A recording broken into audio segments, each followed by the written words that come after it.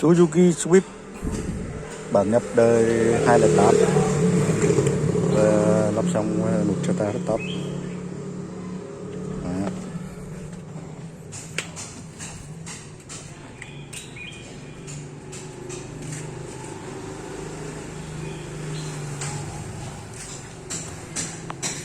Chức năng đề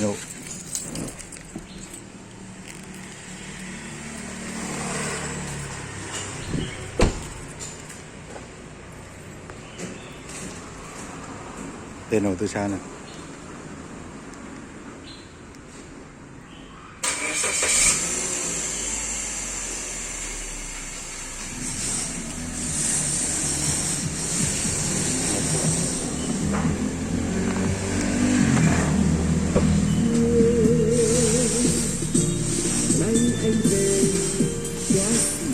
Ok.